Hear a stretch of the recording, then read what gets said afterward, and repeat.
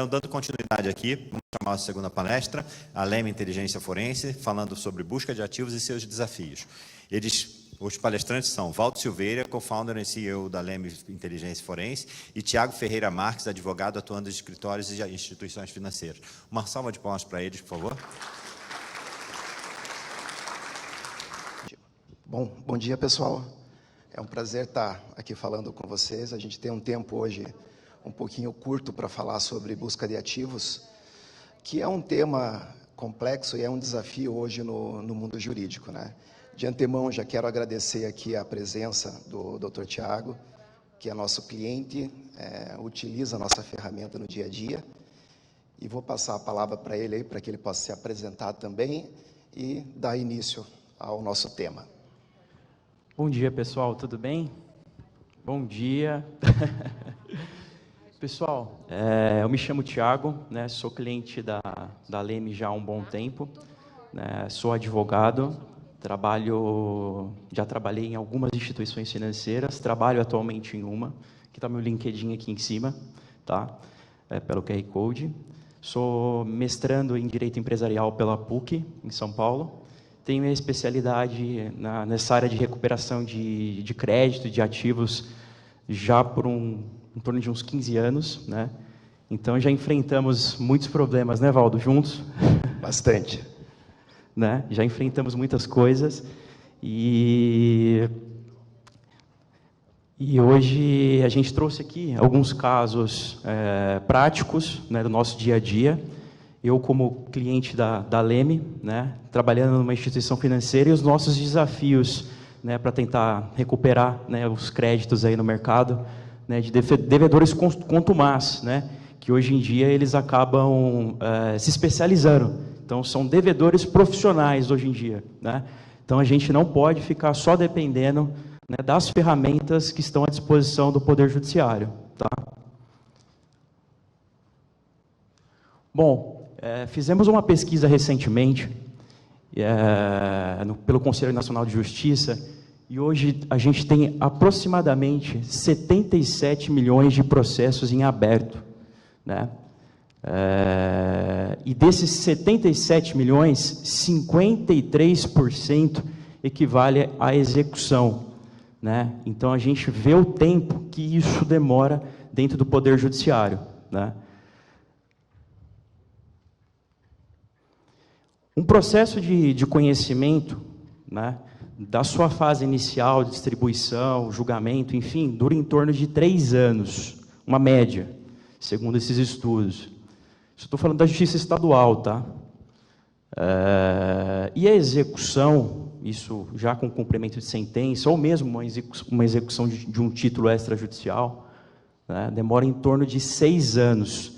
Isso levando citação, localização de bens, levando bens a leilão, esse tipo de coisa, né? Então, realmente é um tempo muito árduo.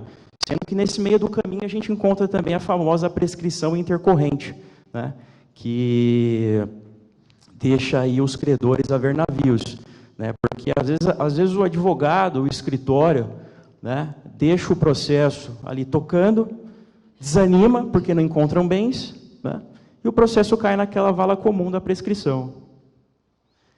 Então, com relação a esses estudos, esse já levantado pelo IPEA, né, 3/5, né, dessas execuções, 3/5 apenas são citados, os executados são citados, tá? 1/4 desses 3/5, né, consegue a efetivação da penhora. E 1/6 consegue levar isso a leilão.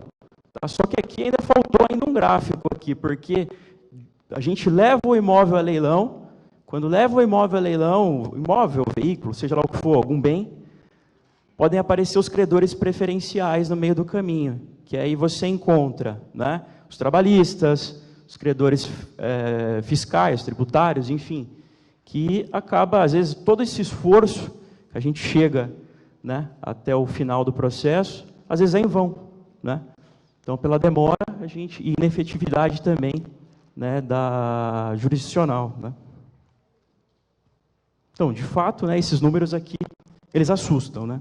E assusta mais ainda o fato da gente saber que a cada $1 emprestado, o Brasil recupera apenas 0,14. O Brasil é um dos piores países para se recuperar crédito no mundo.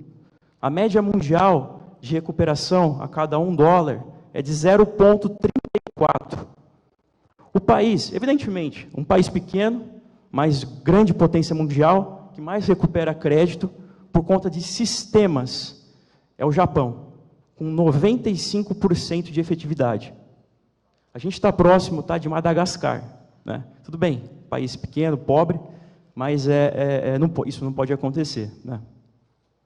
A gente enfrenta também, evidentemente, uma série de legislações, recuperação judicial, uma série de proteccionismo aos empresários, enfim, aos devedores. Então, isso acaba dificultando muito, né, a recuperação do crédito.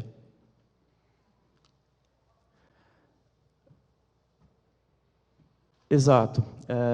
Aqui, o que a gente trouxe aqui? Né, só um assunto. Né, parte dos sistemas que estão à disposição do judiciário, que é aquele combo, Sisbajude, Infojude, Renajude, né, foi criado para facilitar, na verdade, criou uma série de atrasos, né, e são atrasos importantes, né. Hoje a gente tem uma série de ferramentas, né, que estão à disposição do Poder Judiciário, né, inclusive uma delas bem famosa, aí, que veio como se fosse o novo Santo Grau, né, que é o Sniper, né, e eu não sei se alguém aqui já conseguiu ter muita efetividade com isso. Eu, sinceramente, com todo esse tempo, eu não desconheço. Mas, assim, a gente acaba pedindo uma série de demandas, né, para o Poder Judiciário, e nem sempre o servidor, nem sempre o juiz entende daquele sistema. São várias interfaces, são vários desafios que ele precisa, né, tem ali ao longo do seu dia, além de julgar, de decidir audiências, ele precisa entrar em cada um desses sistemas, né, e colocar lá o CPF, enfim, o nome da pessoa, para poder seguir com isso. E isso não é fácil, né? São várias ferramentas. Às vezes você pega um juiz, né, com mais idade, tem mais dificuldades para mexer, né, nos sistemas, e isso acaba travancando um pouco. Isso não é culpa do Poder Judiciário, infelizmente é o que a gente tem para hoje, né? Enfim, quem sai ganhando com tudo isso, com todo esse tempo de atraso, com toda essa inefetividade, né, que a gente apresentou? Evidentemente o devedor, né? O devedor, ele acaba escondendo, né, os seus bens durante esse tempo, fraudando, passando esse patrimônio para os filhos, né, fazendo todo esse desvio, toda essa blindagem, que um pouco mais adiante a gente vai ver como isso pode afetar a recuperação desses nossos ativos aí. Então, enfim, se a gente estiver munido hoje de boas informações, né, de boas informações a respeito do nosso devedor, a localização dele, os bens desses devedores, enfim, com certeza a gente vai sair na frente, a gente vai alcançar bons resultados. Eu falo isso porque nas instituições, né, por onde eu passei e por onde eu estou, né, a gente tem que sempre sair na frente, né? Esse é o nosso lema lá dentro, né? Então, fazer uma inicial muito bem feita, muito bem articulada e provocar o judiciário, né? Levar bons elementos. Não adianta a gente só fazer aquela petição simples, né? Sem informações, sem saber o que tem lá dentro, se efetivamente aquele cara tem algum patrimônio, se aquele devedor tem alguma coisa, tá? Então, a gente precisa ter as informações à nossa disposição de maneira muito mais efetiva e rápida. Então, enfim, né,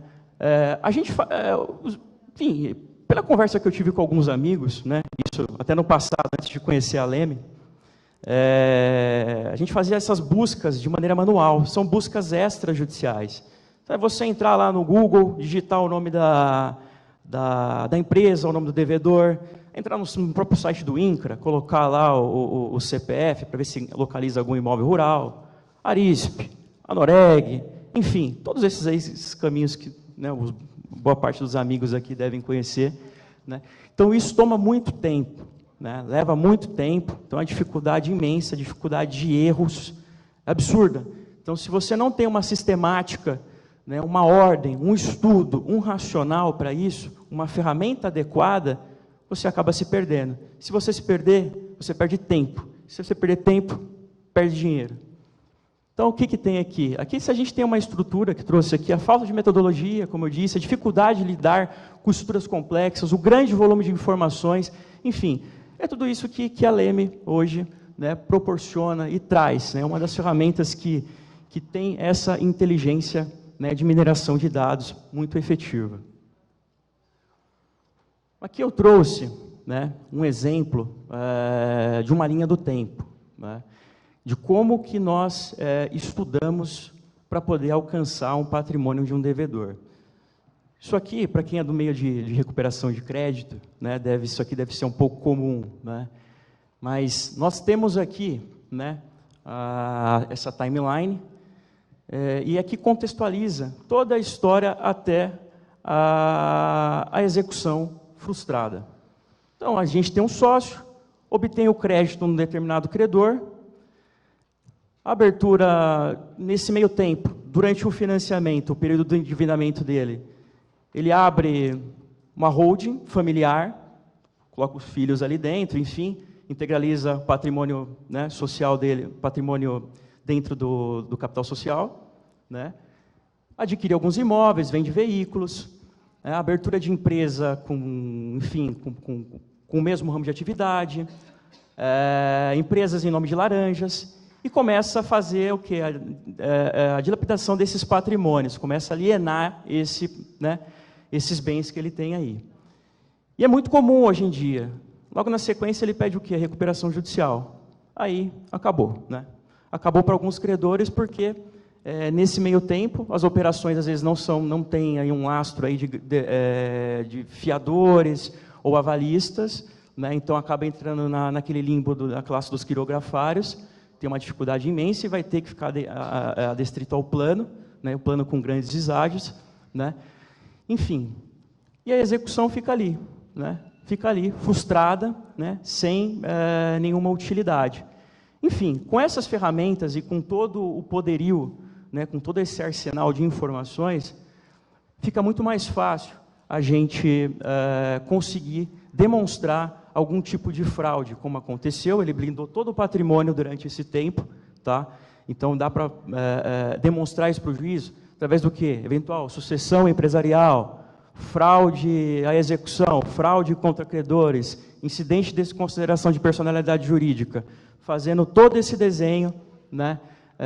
Logicamente, cada um tem a sua estrutura, cada caso é um caso, mas eu trouxe esse aqui emblemático, né? Que vai nos auxiliar, né, a sair na frente e a conseguir o quê? A resgatar todo esse patrimônio que ficou aqui obscuro. Eu vou passar um pouquinho a palavra para o Valdo, para ele apresentar esse painel aqui. Bom, pessoal, quando nós falamos aqui em sistemas de mineração de dados, né, nós temos que entender que o dado ele isolado, como foi colocado ali pela Queiroz e Cavalcante, muito bem pontuado, ele não tem uma efetividade se você não tiver um processo, se você não tiver uma metodologia. Então, tudo que nós desenvolvemos hoje é pautado em metodologia. Metodologia já validada, principalmente pelos nossos clientes, tá? Então, basicamente, como que nós começamos o processo? Temos ali um briefing inicial, onde nós entendemos todo o contexto do caso, do devedor.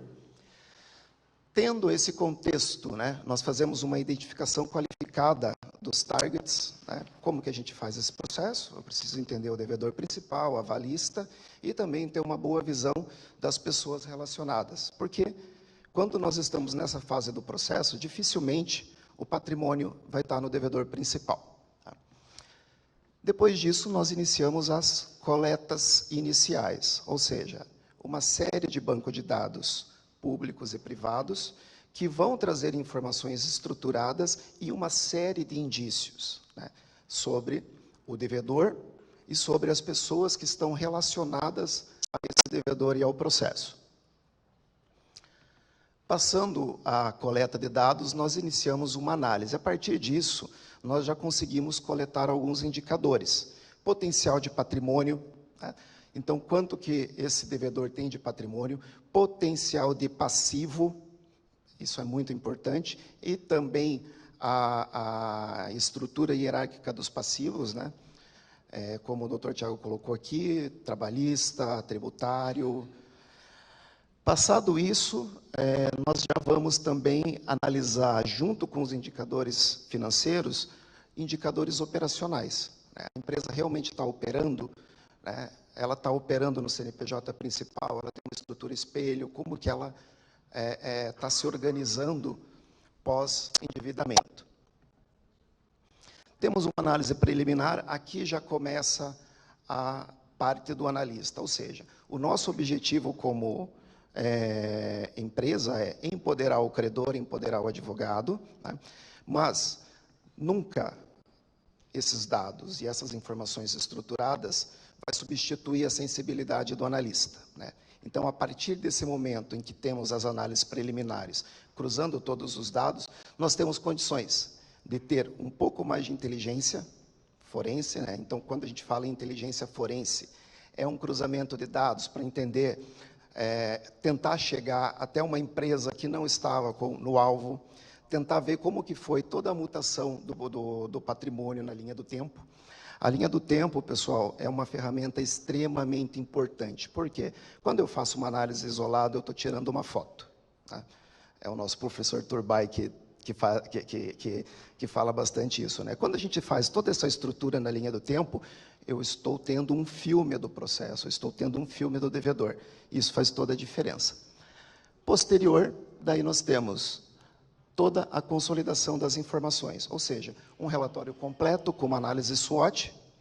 Para quê? Para que a partir desse momento, tanto o credor, que vai estar num processo de negociação pré-ajuizamento, ou o advogado já numa fase de ajuizamento, tenha uma análise SWOT com todas as informações necessárias para dar continuidade no processo.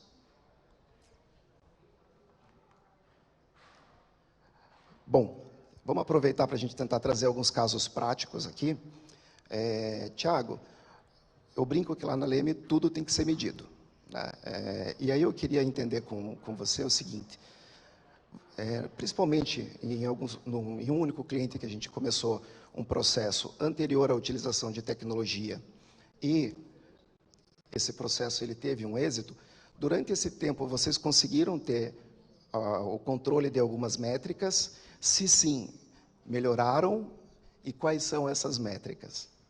Valdo, obrigado pela pergunta. De fato, né, quando não tínhamos esse sistema, caímos nessa condição de ficar fazendo todo esse trabalho de maneira manual, né, e isso nos tomava tempo dos profissionais que lá estavam, né, e isso demorava para fazer as petições, e a efetividade mesmo, né, de ter uma coisa mais assertiva.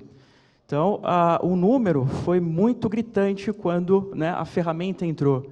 Então, o sistema de mineração de dados traz a informação para você e você automaticamente, rapidamente, já consegue, né, desvendar, ir direto ao ponto, né, aonde está o desvio, né, aonde tem o bem, aonde vamos, para facilitar, fazer essa coleta de informações, colocar isso, fazer toda essa ilustração, né, que não adianta você ter só ali a mineração, você precisa traduzir isso para o juiz, né, e convencê-lo, né, de tudo isso.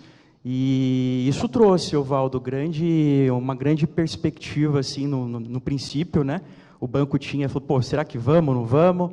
Né, mas com certeza isso foi gritante, o percentual em torno de, sei lá, 60%, 70% mais ou menos com relação ao número, né, de custos, né, que nós tínhamos com levantamento de matrículas, levantamento de dados, acionamento de terceiros. Então foi perfeito, Valdo.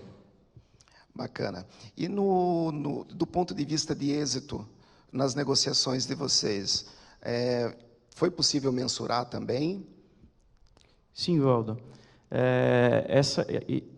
Esse foi o melhor ponto, né?